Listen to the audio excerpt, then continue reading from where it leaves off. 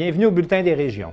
Au cours de la prochaine heure, vous verrez des reportages qui vous parviendront de partout au Québec grâce à la collaboration de 20 télévisions communautaires autonomes associées à Cogeco. Au sommaire, cette semaine, dans Vaudreuil-Soulanges, les députés du Bloc rencontrent les médias locaux sur les impacts de la loi C-18. À Rivière-au-Renard, les crevettiers sont inquiets pour l'avenir de leur pêche. À Baie-Saint-Paul, des maisons ancestrales devront être détruites à la suite des inondations du 1er mai dernier. Dans le Bas-Saint-Laurent, un recours judiciaire pour sauver la circonscription d'Avignon-Lamitis-Matapédia-Matane. À Berthierville, on souligne la Semaine mondiale de l'allaitement. À Montjoly, 3 auteurs lancent le recueil de nouvelles « Ce que je sais des berges ». À Mont-Tremblant, une télévision communautaire propose une télé-réalité de survie en forêt. Mais auparavant, on va se rendre à Québec pour parler d'itinérance invisible. Charles Laviolette de CJSR s'est en effet rendu au sommet municipal sur l'itinérance et s'est entretenu de ce sujet avec le comédien Jean-Marie Lapointe et avec le maire de Saint-Raymond, M. Claude Duplain.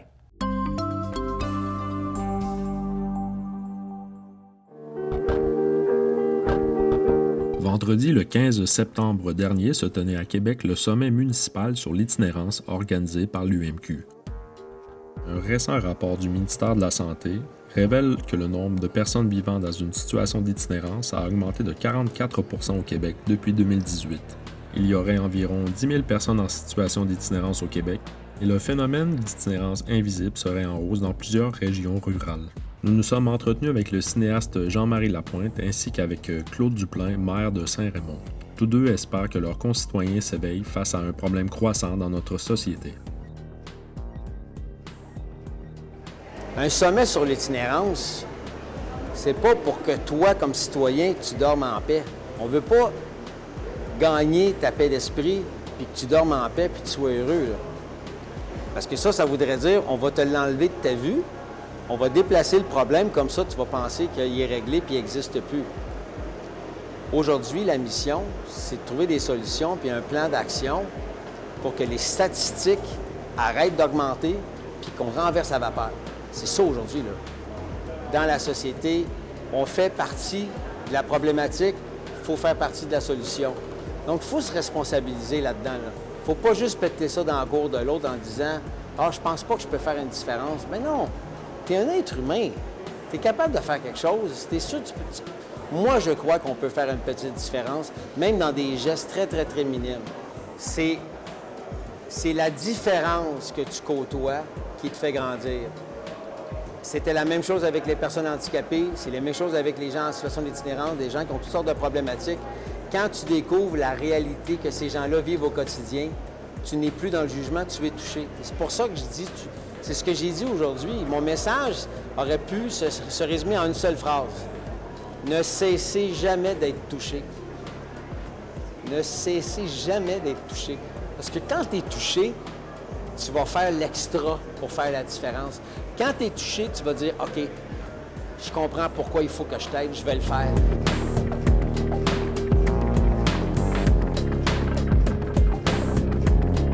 Depuis l'an 2000, je voyage beaucoup à Ottawa et Montréal. L'itinérance, OK, est invisible. Et là, tu la voyais sur le bord des rues. Puis je me souviens toujours de m'être dit on est chanceux comme à Saint-Raymond de ne pas être obligé de vivre avec l'itinérance et on n'a pas ça, donc dans ma tête, c'est moins de gens qui sont malheureux, qui n'ont pas de logement ou qui ne savent pas quoi faire. Et là, depuis quelques années, puis c'est très peu, on voit de plus en plus l'itinérance. À Saint-Raymond, on ne parle pas d'itinérant, on ne la voit pas. L'itinérance cachée, par contre, il y en a. Ça va nous frapper à un moment donné. Et moi, je veux être prêt. C'est pour ça que j'en parle à mes collègues maires de la MRC, pour dire qu'il faut aujourd'hui s'en occuper, se renseigner. Parce que le problème, c'est qu'on ne sait pas. On ne sait pas c'est quoi l'itinérance. J'étais au sommet d'itinérance le vendredi dernier à la Ville de Québec. Et j'en ai appris beaucoup. Je pense que les maires, on doit se renseigner. Le maire de Normandin qui nous dit qu'il y a 2 ans, il ne voyait rien de ça. Aujourd'hui, c'est concret ce qu'il voit. 3 dossiers très importants que je veux m'adresser avant que les problèmes arrivent, c'est le logement, c'est l'itinérance et l'intégration des immigrants, des nouveaux arrivants. Mais ces choses-là, il faut s'en occuper tout de suite. Il faut se renseigner pour pouvoir aller chercher ce que les autres villes ont pu faire pour pouvoir les appliquer chez nous. On est à l'heure et on est en plein dedans. Ça me confirme qu'il faut se préparer à certaines choses. On n'est peut-être pas si loin que de ça ici. Hein? Et le manque de loyers, puis les loyers de plus en plus chers, sont un fléau aujourd'hui au Québec. Là. Les villes ne sont pas équipées pour l'instant pour affronter ce qui est logement, ce qui est itinérance, ce qui est immigration.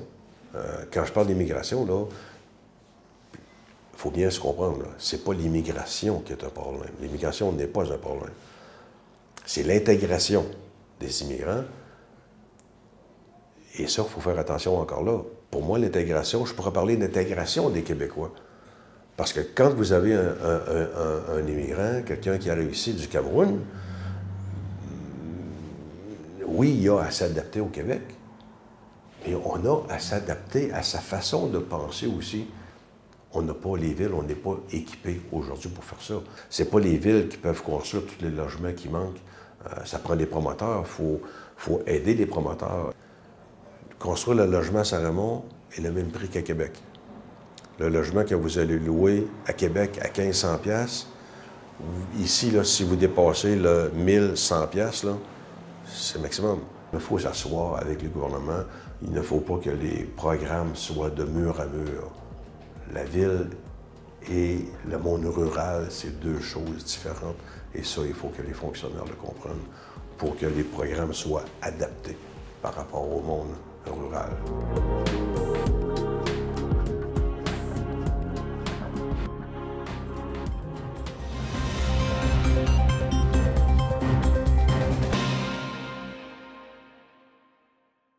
Chantal Bédard de C'est sur la télé était à la rencontre organisée par les députés du Bloc québécois avec les médias locaux de Vaudreuil-Soulanges pour parler de la loi C-18. On écoute son reportage.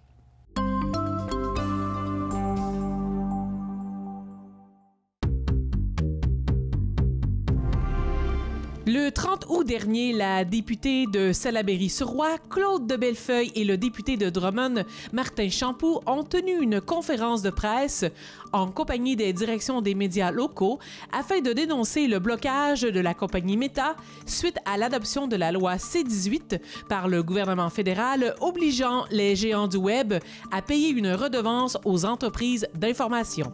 Aujourd'hui, dans le fond, va circuler un texte, puis on va envoyer à toutes les municipalités aussi. Une déclaration commune de plusieurs médias de votre circonscription. En quoi consiste exactement cette déclaration?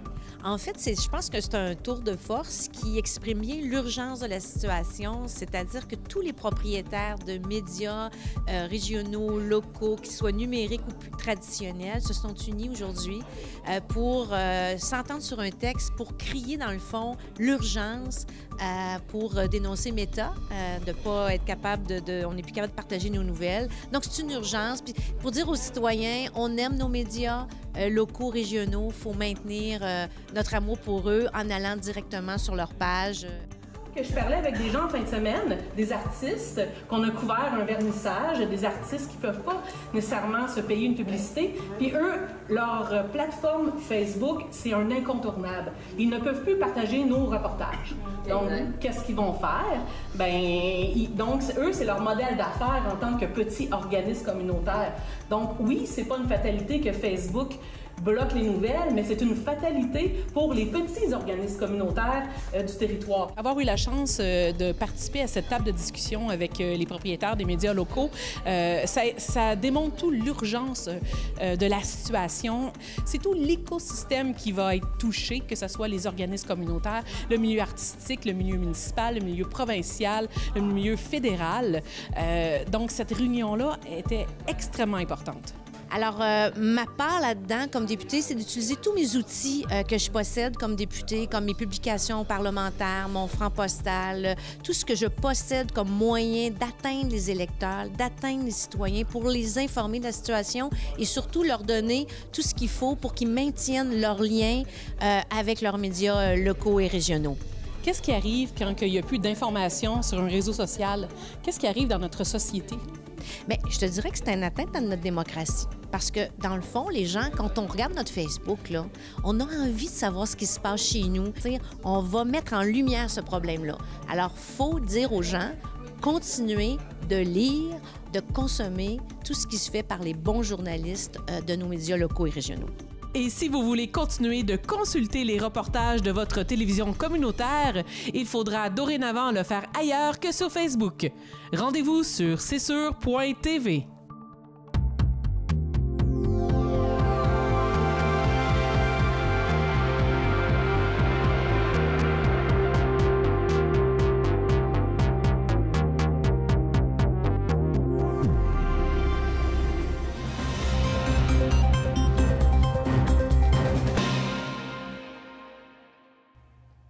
Marc Hébert de Télégaspé discute de l'importance baisse du stock de crevettes avec le capitaine Vincent Dupuis de Rivière-au-Nord.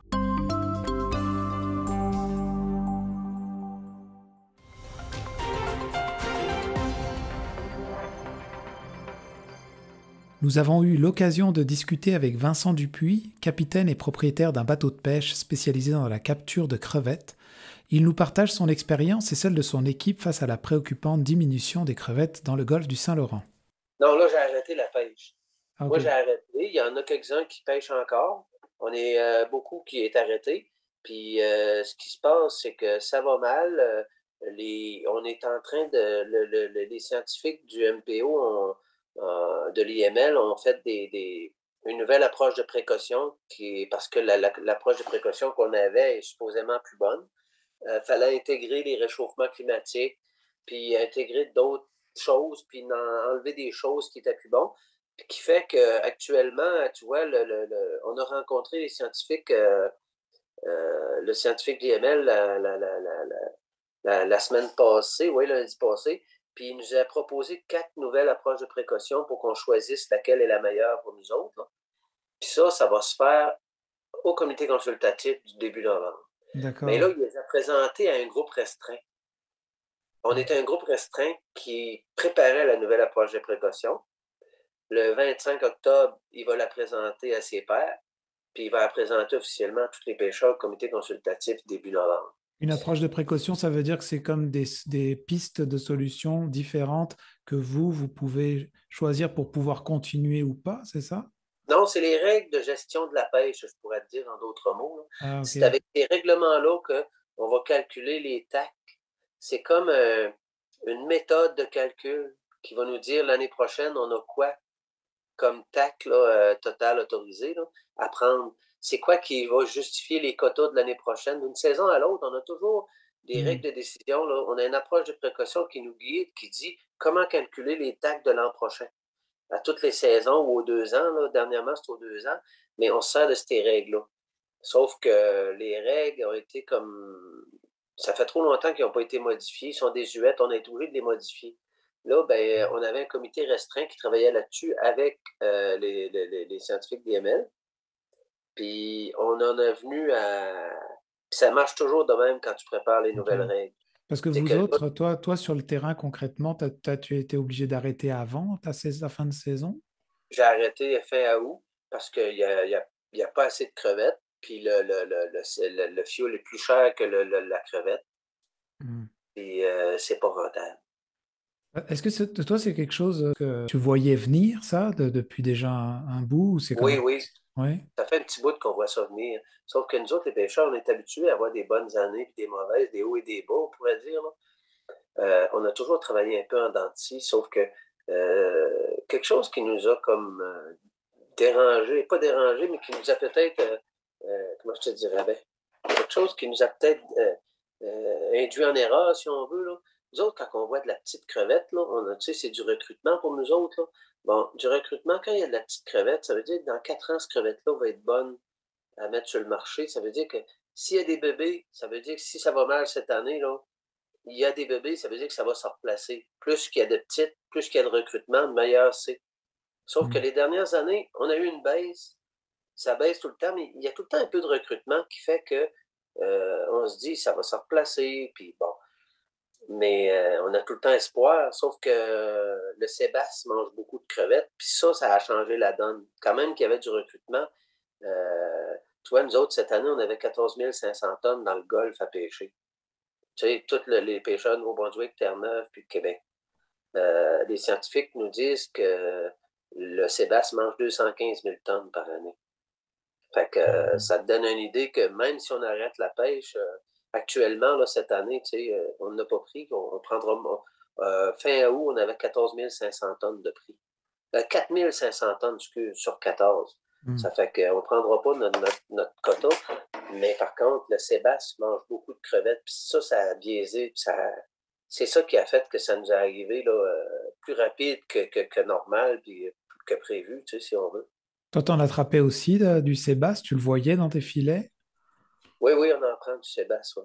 Est-ce que c'est parce que Guillaume m'avait déjà dit que les bateaux de pêcheurs de crevettes étaient ceux qui étaient le plus adaptés à pouvoir se transformer facilement pour si jamais il fallait pêcher du sébasse. Toi, tu penses quoi de cette histoire de changer vos navires ou de les adapter pour pêcher du sébaste à la place de la crevette? C'est quelque chose qui est faisable, c'est réaliste, ça?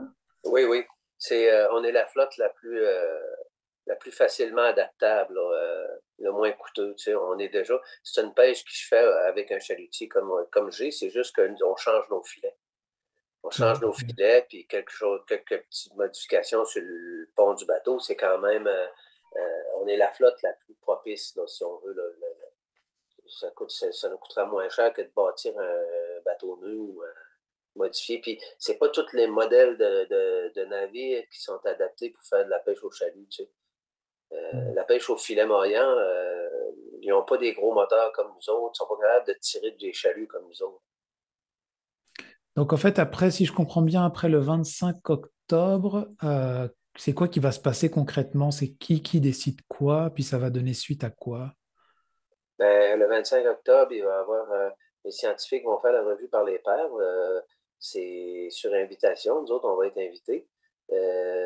Mais après ça, aussitôt, là, NPO nous a dit le plus vite possible, ils sont en train de préparer des dates pour avoir un comité consultatif le plus vite possible, début novembre. Et ils essayent de nous organiser ça. Là.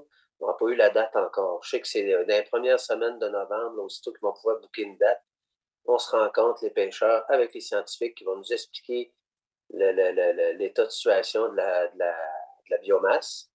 Puis, la nouvelle approche de précaution qu'on a faite, il faut en choisir un modèle.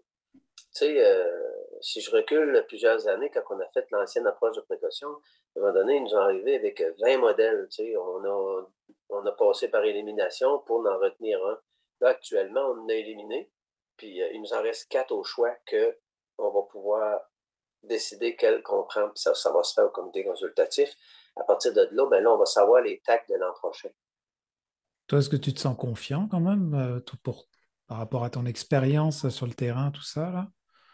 Ben, comme c'est là, je te cacherai pas que je te dirais que je te peu près sûr à 90% qu'on ne pêche pas l'année prochaine. Peu importe le modèle qu'on va prendre, c'est en ligne que ce qu'on entend dire des scientifiques, puis ce qu'on voit quand on mesure un peu, là, puis qu'on voit la situation, c'est que l'année passée, ils ont fait des relevés. Les relevés étaient catastrophiques. Puis ceux-là de cette année sont pires. On n'a pas eu le résultat des relevés, mais on le sait qu'ils vont être pires. Parce qu'on pêche à côté du bateau qui fait des relevés, on le sait quand c'est pas bon. Là. Fait que si moi j'en prends, lui il va en prendre. Si j'en prends pas, il n'en prend pas. Mais on sait qu'il y a des zones où c'est qu'on prend la moitié de l'année passée. Puis c'était déjà catastrophique l'an passé. Ça fait que on ne s'attend pas qu'il va y avoir de pêche l'année prochaine comme c'est là. Est-ce que des capitaines propriétaires comme ça, ils peuvent se permettre une année off? Ça peut-tu repartir une année suivante comme ça avec une année d'arrêt? Ou ça veut-tu dire qu'il y a des bateaux qui vont ne pas repartir du tout? Ça, c'est dur à dire, je ne le sais bien pas. Ça dépend des finances de chacun, j'imagine. Oui, mais tu sais, ça coûte cher. C'est pas ça, c'est parce que si tu arrêtes une année, là, les usines en fermement, là, ils perdent leurs employés, on est en pénurie de main-d'œuvre. Les gars vont aller voir ailleurs de l'ouvrage. Moi, sur mon bateau, les gars, je cherche déjà de l'ouvrage. L'année prochaine, même si la crevette rouvrirait, là, on a déjà des problèmes de main-d'œuvre. Ça fait que dans une pêche instable comme ça, on va avoir de la misère à se trouver des gars pour aller à la pêche. Puis les usines vont avoir de la misère à réouvrir parce qu'ils vont avoir de la misère à trouver du monde pour travailler. Tu sais. Parce que si... c'est sûr que... ils peuvent toujours coller des Mexicains, comme ce qui se fait déjà actuellement, mais c'est pas évident. Là. Tu ne fermes pas de même un an, puis l'année d'ensuite, coller du monde pour redémarrer tout ça. Là. Un bateau comme le mien, là, redémarrer ça après un an arrêté, là, ça coûte une fortune parce que on travaille dans l'eau salée, tout est rouillé, il faut faire un terrible d'entretien là-dessus.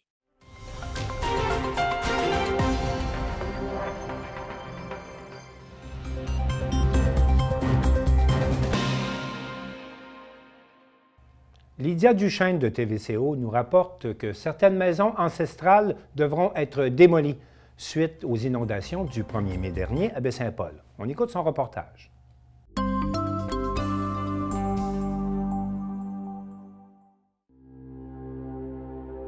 La rue Saint-Joseph reprend lentement vie depuis les inondations de mai passé à Baie-Saint-Paul.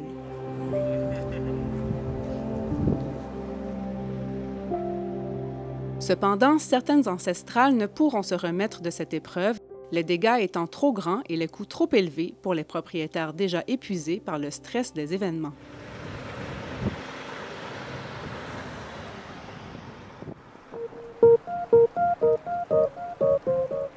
La valeur patrimoniale d'un bâtiment implique une reconstruction respectueuse des procédés de l'époque. Néanmoins, dans le cas d'une maison en zone inondable, la reconstruction devient quasi impossible, à moins de déplacer la maison sur un autre terrain ou d'enclencher une procédure complexe établie par le ministère de la Culture et des Communications. En février 2023, la Ville de Baie-Saint-Paul votait l'ajustement des règlements municipaux conformément au projet de loi 69, qui venait modifier la loi sur le patrimoine culturel et dicte la procédure en question. La loi 69, c'est une loi qui est provinciale, qui touche pas mal tout ce qui est en démolition et la protection du patrimoine culturel. On avait des règlements dans le passé là, à la Ville qui touchaient la démolition.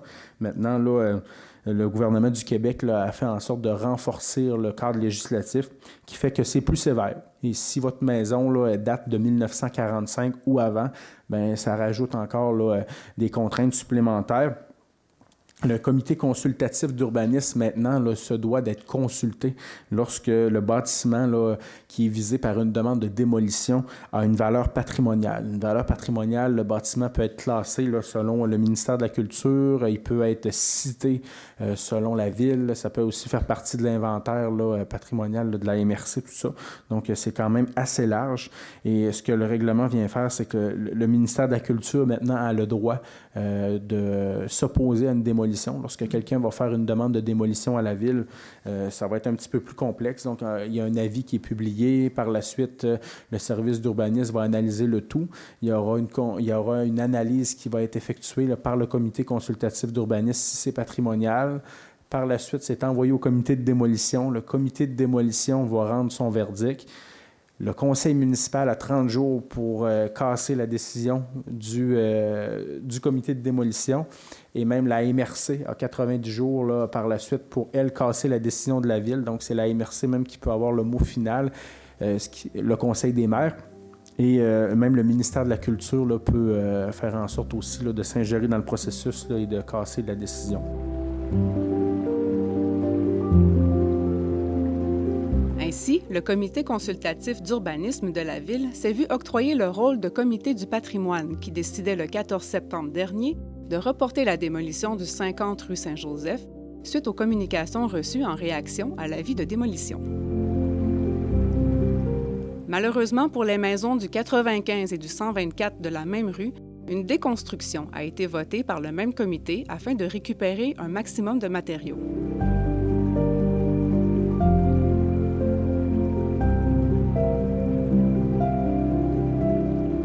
Quant au 114, un acheteur potentiel pourrait encore sauver la résidence. Le maire de Baie-Saint-Paul, Michael Pilote, doit rencontrer le ministre de la Culture au courant des prochaines semaines. Un dossier à suivre qui pourrait avoir un impact majeur sur les cas de figure semblables partout au Québec.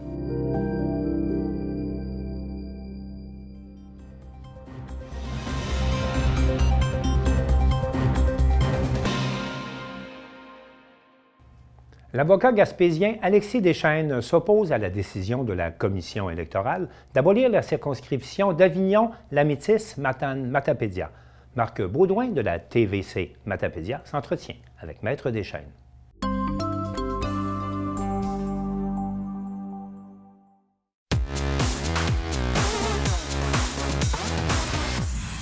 On se souvient, le 16 juin dernier, la Commission de délimitation des circonscriptions électorales fédérales a officialisé l'abolition de la circonscription d'Avignon-Lamétis-Matane-Matapédia. L'avocat gaspésien Alexis Deschênes a entrepris un recours judiciaire pour invalider la disparition de la circonscription fédérale. J'ai le plaisir de le recevoir aujourd'hui. Bonjour, Maître Deschênes. Bonjour, M. Baudouin. Vous allez bien? Très bien, merci. Tout d'abord, pourquoi c'est important pour vous d'entreprendre cette démarche judiciaire? Parce que c'est pour moi un moment vraiment important de notre histoire. Je pense que depuis plusieurs décennies, ce qu'on vit dans l'Est du Québec, en Gaspésie, mais au Bas-Saint-Laurent également, c'est une lente dilution de notre poids politique à la Chambre des communes parce que il y a bien sûr une tendance à la hausse des populations dans les villes et du côté des régions, on n'a pas la même augmentation de population. Alors, ce qui arrive, c'est qu'on perd des circonscriptions. Et à chaque décennie, il y a des recensements et par la suite des révisions et on nous propose souvent de nous enlever du poids politique à la Chambre des communes. Alors, je pense que c'est une perte de poids politique qui est inadmissible et que on est à un point où c'est vraiment important de mettre notre pied à terre parce que sinon, ce qu'on nous propose, c'est l'indifférence ou l'insignifiance, tout simplement, parce qu'on aura pour toute la Gaspésie, des îles de la Madeleine jusqu'à Matane, un seul député pour porter la voix de cette région. Je pense que c'est vraiment pas adéquat. Puis également, puis de façon très importante aussi, pour les citoyens, on doit pouvoir avoir accès à nos députés. Alors, la proposition qui est faite, imaginez, c'est un député là, fédéral qui aurait autant des citoyens représentés de Matane que de Gaspé, que de Sainte-Anne-des-Monts, que de Cap-aux-Meules aux Îles-de-la-Madeleine. Alors, on pense que ce qui est proposé là, c'est inadmissible et c'est pourquoi on veut tenter de convaincre un juge de la Cour fédérale d'annuler cette suppression de cette circonscription. En général, les procédures gouvernementales, c'est long. Alors, comment ça peut prendre de temps à renverser une décision comme celle-là? Parce que là, la décision a été adoptée, mais elle n'est pas encore effective. Elle va être effective dans quelques mois. Donc, ça peut prendre combien de temps à renverser une décision comme celle-là?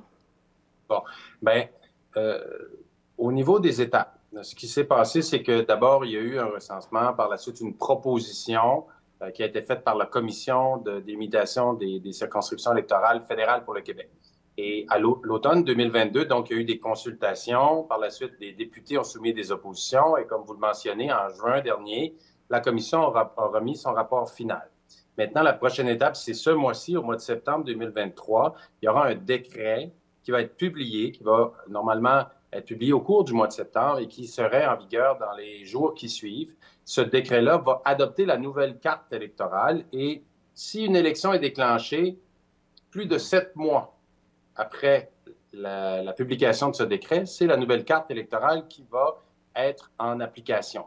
Alors nous, notre recours qu'on a entrepris, c'est au courant de l'été, devant la Cour fédérale, et on demande d'annuler cette modification de la carte électorale. Combien de temps que ça va prendre avant d'être entendu, on ne le sait pas.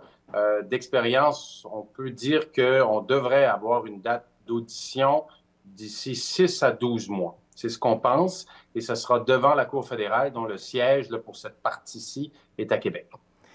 C'est quand même une procédure qui va être quand même longue. C'est quoi les différentes étapes pour se rendre, pour se rendre là?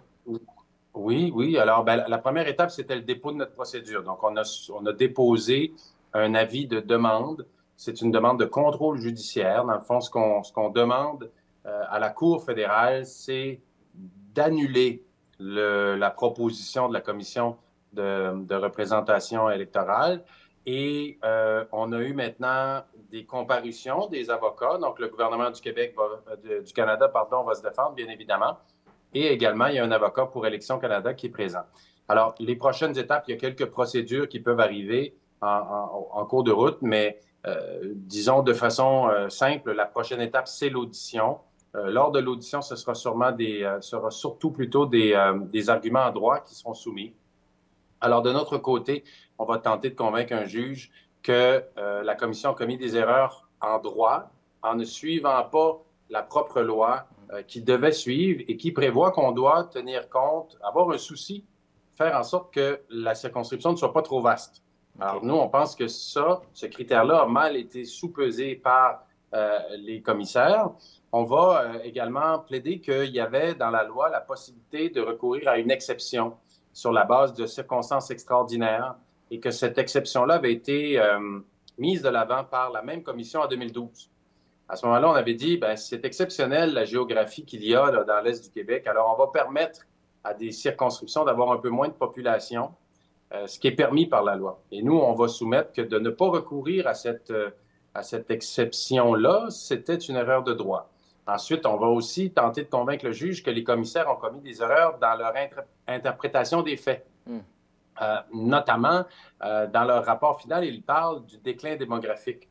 Alors, on le sait, dans l'Est du Québec, puis plus précisément à Gaspésie, le déclin a été inversé au courant des dernières années. Il s'est passé des choses et au courant de la dernière année seulement, à Gaspésie, la population a augmenté de plus de 1300 habitants.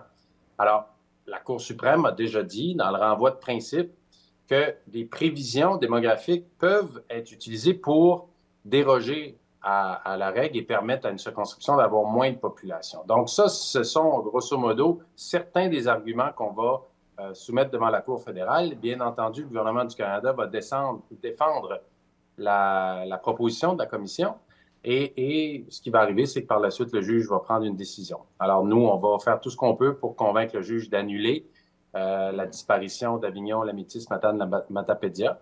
Mais bien évidemment, c'est le juge qui va décider.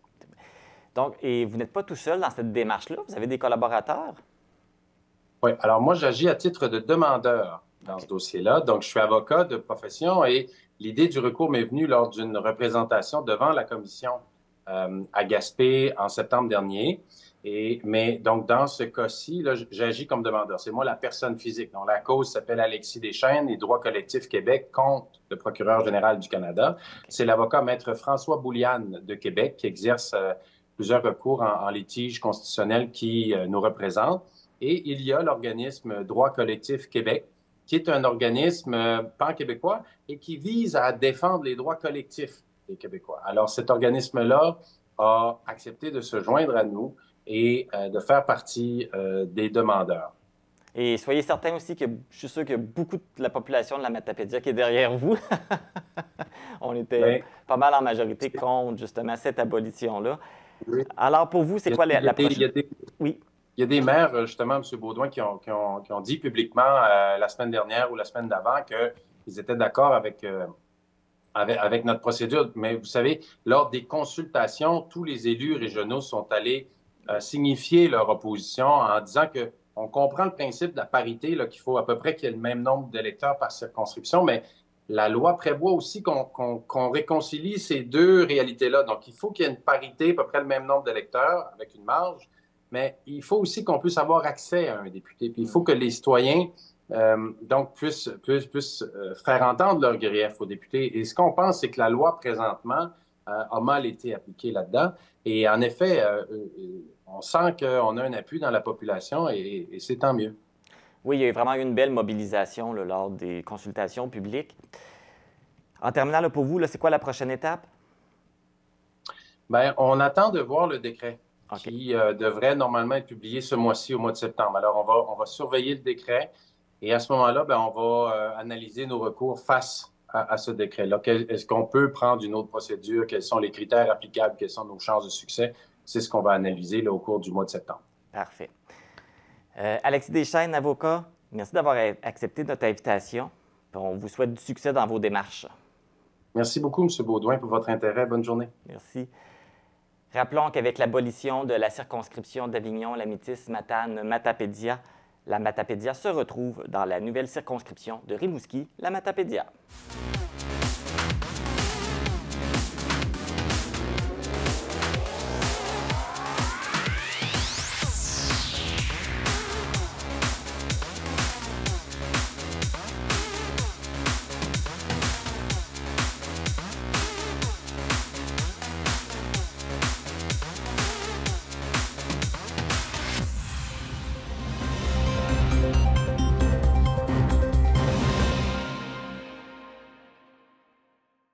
Daniel Yvon de CTRB a rencontré Émilie Chagnon de Nourrisources pour discuter de la Semaine mondiale de l'allaitement qui aura lieu du 1er au 7 octobre prochain.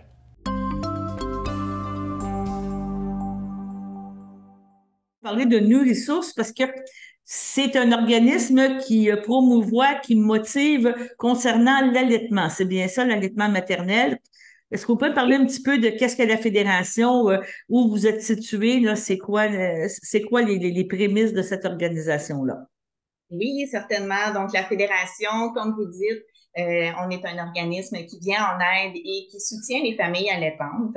La fédération est également là pour soutenir ces 9 régionales. Donc, on est 9 régionales partout au travers du Québec, comme par exemple la Nodière, Laurentides, Montréal, Bas-Saint-Laurent, Saguenay-Lac-Saint-Jean, donc juste pour nommer ceux-là. Donc, on regroupe 9 régionales. Comment ça fonctionne un petit peu?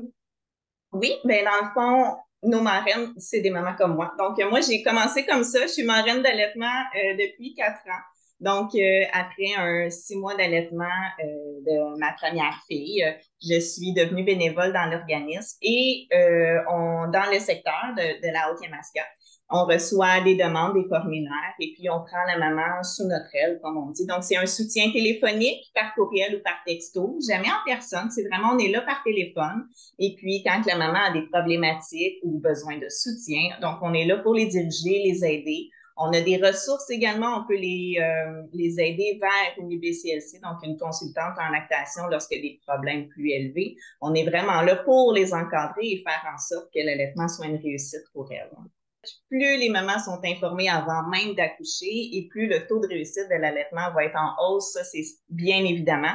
Donc, dès que maman est enceinte, vers les 36 semaines, 37, ils peuvent venir demander une marraine d'allaitement de sorte que dès la naissance, à l'accouchement, la marraine d'allaitement va être là automatiquement là, pour l'aider dès les premiers pas. Et c'est prouvé, les études ont démontré que dès qu'ils ont un soutien dès la naissance, le taux de réussite n'est qu'en hausse. Là. On est en période inflationniste, donc le fait d'allaiter est une façon de s'en sortir aussi quand un bébé en termes de coût. Mais on pourrait parler aussi un peu des autres bienfaits, là, que ce soit la protection d'anticorps, la santé de la mère. Il y a plein de choses qui est bénéfique là, pour un enfant quand on allaite. Oui, ben oui, c'est sûr que c'est totalement gratuit. Donc, le lait, vous le fournissez vous-même. Et puis, il faut faire confiance à notre corps. Et justement, dès la naissance, donc on a le petit colostrum, ce lait si riche et si épais, donc dès la naissance. Et puis, on a la montée laiteuse, donc le lait commence à se former et il varie tout au long de l'âge de l'enfant. Donc, votre lait, quand le bébé a un mois, ne sera pas composé des mêmes nutriments.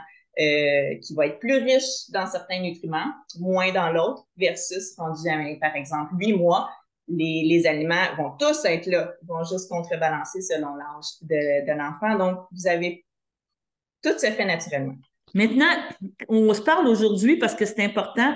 La semaine prochaine, à partir du 29-30, il y a des activités de mobilisation, on pourrait dire, qui vont se passer un petit peu dans la province. Et c'est une semaine mondiale. C'est ça, vous me disiez, une semaine nord-américaine de l'allaitement là pour favoriser, pour promouvoir ça. Est-ce que vous pouvez nous en parler un petit peu de qu'est-ce qu'on s'attend pour la semaine, là? Oui, donc c'est la SMAM, c'est-à-dire la Semaine mondiale de l'allaitement maternel. Donc ici en Amérique du Nord, c'est mondial, ce mouvement-là, mais ici en Amérique du Nord, on la fête la 40e semaine de chaque année. Donc cette année, ça donne du 1er au 7 octobre. Et durant cette semaine-là, donc l'organisme, au travers partout de ces régionales, organise certains événements. La fédération, par exemple, fait un défi allaitement le 29 septembre. Et puis, les régionales, dépendamment des secteurs, donc je sais qu'ici en Montérégie, on a le défi allaitement à Granby le 30 septembre, en Estrie, Magog, Sherbrooke aussi. Donc, vous pouvez aller visiter la Fédération de ressources, le calendrier, par exemple, sur Facebook ou sur le site Internet, il se trouve. C'est rempli d'événements, justement, pour soutenir. Il y a des beaux prix de présence dans tous les événements. Ah, pour les mamans. Est-ce que ça se passe en Zoom? Comment ça va se passer concrètement? Une maman qui allaite, qui n'a jamais été faite partie peut-être des groupes d'allaitement ou elle peut participer, mais comment elle peut s'inscrire? Comment ça fonctionne? Oui, par exemple, la Fédération, elle le fait virtuellement, donc le 29 septembre. vous pouvez aller sur le site web, tous les détails sont là ou sur la page Facebook Fédération Nos Ressources. Ça sera en Zoom. Et puis, donc, à 13h d'ailleurs. Et puis, oui, pas besoin de faire partie ou d'avoir une marraine d'allaitement. Vous pouvez faire partie de ce bel événement-là. Il va y avoir une belle conférence tenue par une infirmière, une BCLC et des prix de présence. Et puis, après ça, bien, c'est selon votre région. Allez voir le calendrier pour savoir dans quel secteur vous vous situez, puis voir s'il y a un événement en personne, comme par exemple ici à Granby, on le fait en personne. Des prix de présence sur place, des collations, des gâteries.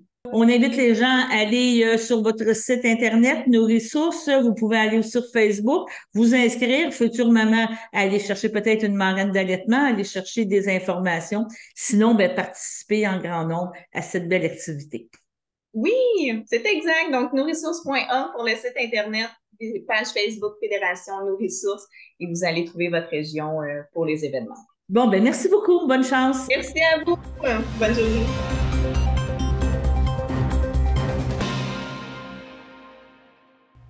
Marc Després de Télémétis a assisté au lancement à Montjoly du recueil de nouvelles « Ce que je sais des berges » par les éditions Pleine Lune.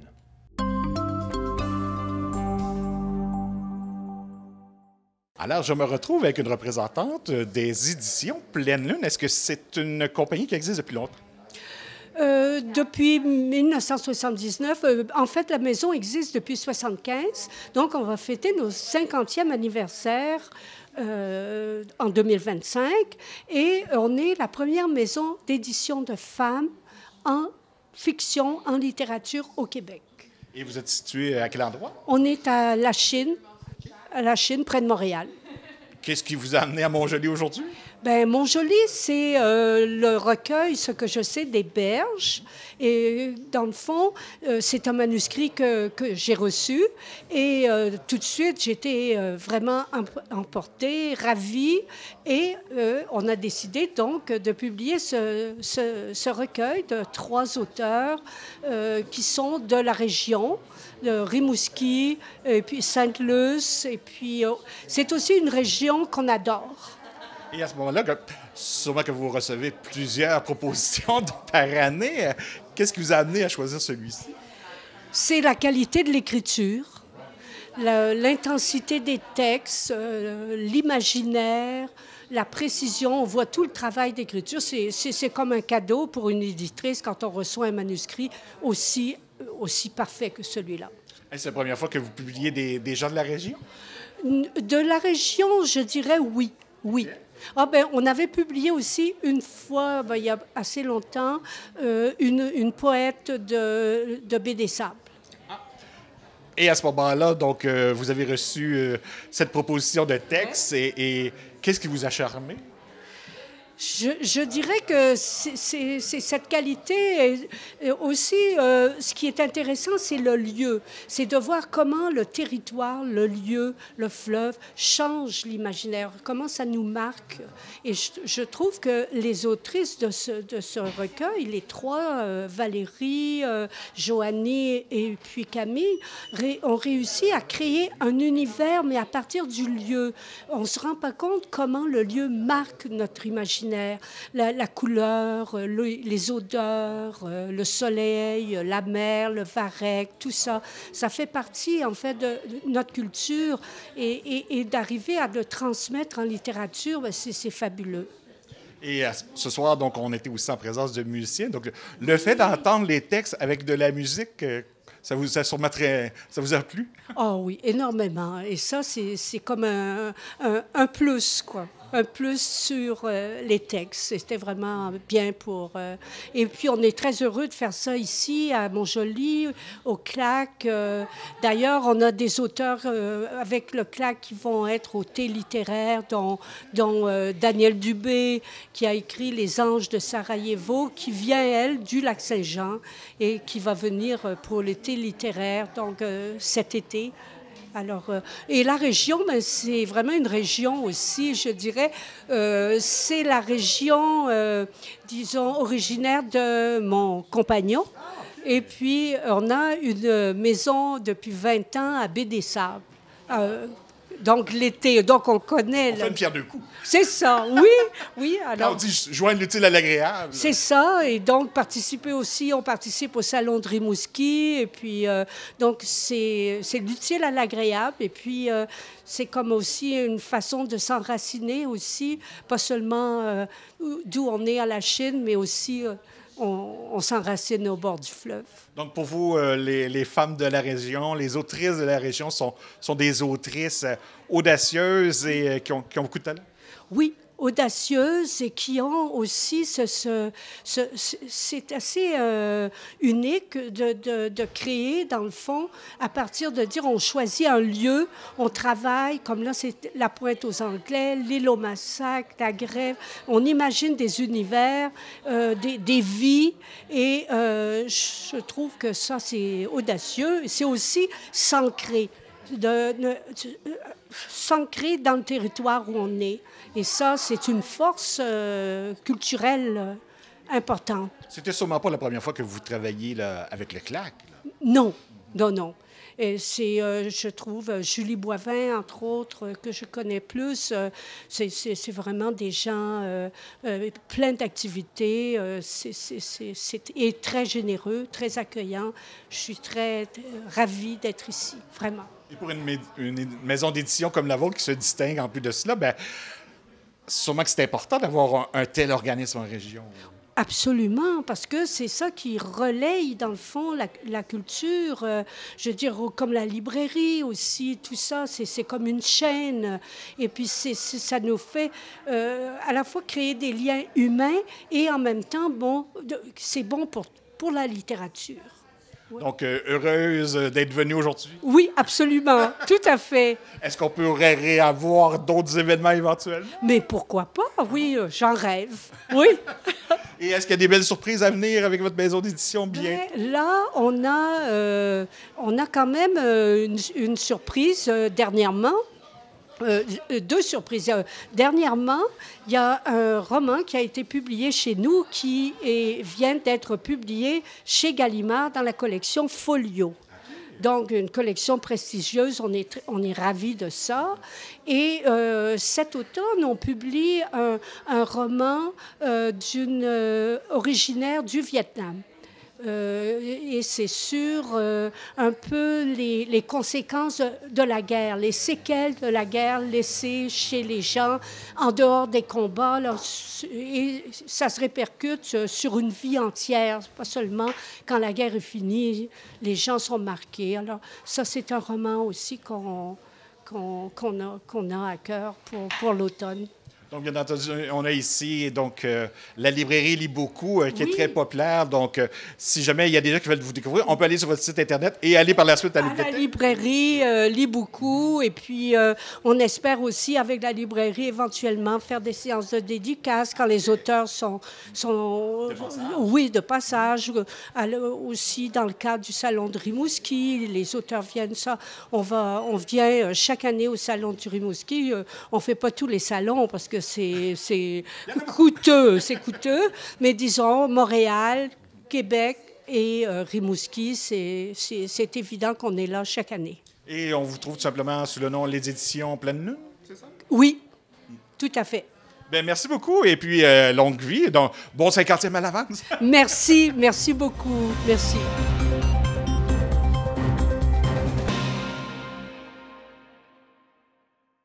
J'accueille maintenant Dean Brisson, qui est bien sûr le directeur général de TVCL, mais également le réalisateur de la série Survie en Forêt-Laurentide, une émission de télé-réalité. Dean Brisson, bonjour. Bonjour, Martin. Dean, qu'est-ce qui pousse une télévision communautaire à se lancer dans la télé-réalité? Moi, je vous dirais, Martin, que c'est probablement l'intérêt d'être plus près de notre communauté, puis d'offrir quelque chose aussi qui est intéressant, qui est pas comme d'habitude chez la traditionnelle télévision communautaire. On a voulu pousser les limites un peu et relever le défi qui était quand même pas une mince affaire.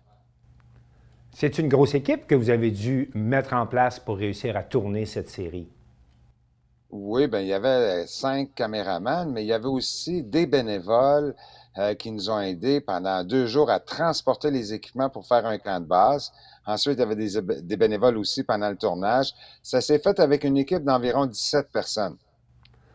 Et parlez-nous maintenant de vos concurrents.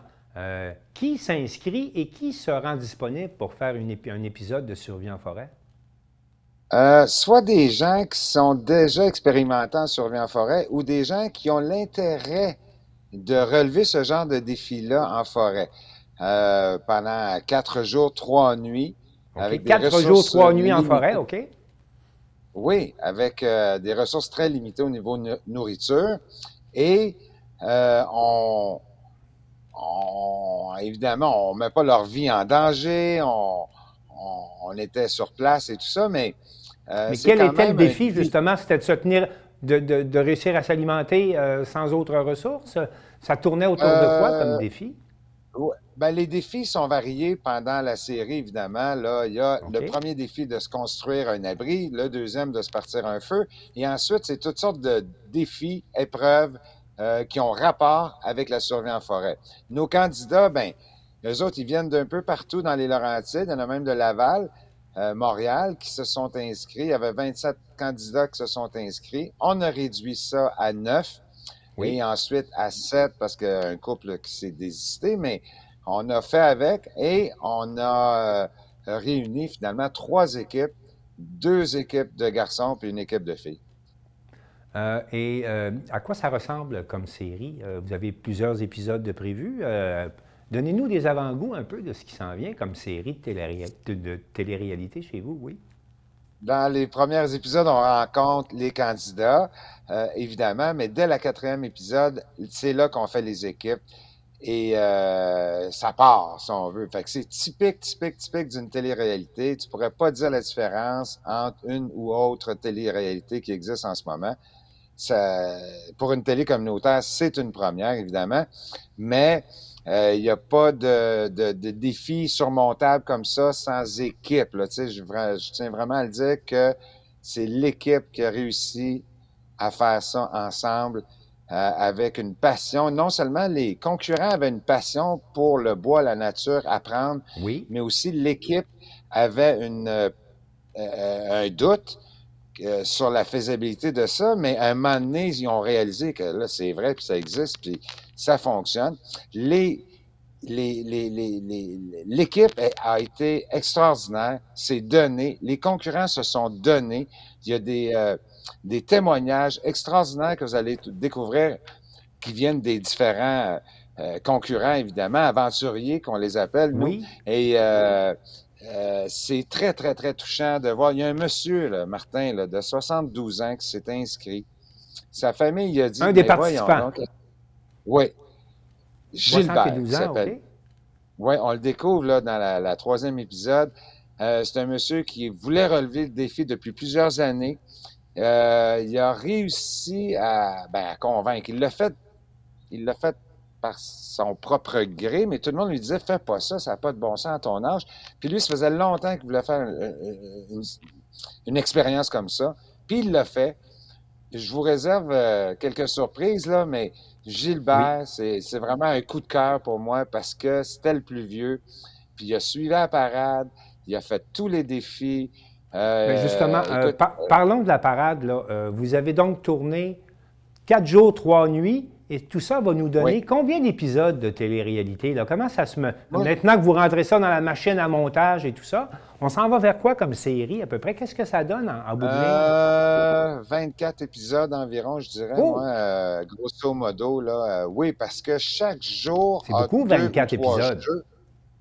Oui, parce qu'il y a chaque jour a 3 jeux. Et chaque nuit, il y a du contenu. On a laissé des GoPro aux concurrents, comme une bonne télé-réalité, et ils se sont filmés, ils se sont livrés. Et là, Martin, c'est très difficile de... Tu as du contenu très intéressant. C'est beaucoup d'heures de tournage, mais ça va faire quasiment 2 saisons. Dean Brisson, vous avez offert également cette série à d'autres télévisions communautaires au Québec. Combien de télévisions diffusent actuellement votre émission de télé-réalité? Présentement, 5 télés communautaires diffusent la série Survie en forêt Laurentide. Très honoré de ça. C'est la première fois que la TVCL se fait rediffuser, si on veut. C'est une grande première pour l'équipe, pour la TVCL et même pour le monde des télés communautaires. Là, on voit que c'est réalisable avec une équipe et des bénévoles. Ça se fait, tu sais. Bien, là-dessus, félicitations, Dean Brisson. Et puis, on a bien hâte de voir votre série Survie en forêt Laurentide. Merci encore d'avoir été avec nous aujourd'hui. Merci, Martin. Merci à vous, à toute l'équipe. Alors voilà, c'est tout pour le Bulletin des régions cette semaine. On espère que ça vous a plu. Je remercie toutes les télévisions communautaires autonomes qui ont participé à cette édition et je vous dis à la prochaine.